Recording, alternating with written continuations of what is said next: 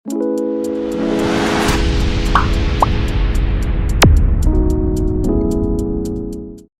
ಹೆಜ್ಜೆಶಾಸ್ತ್ರ YouTube channel ನೋಡುತ್ತಿರುವ ಎಲ್ಲ ವೀಕ್ಷಕರಿಗೂ ನನ್ನ ನಮಸ್ಕಾರ.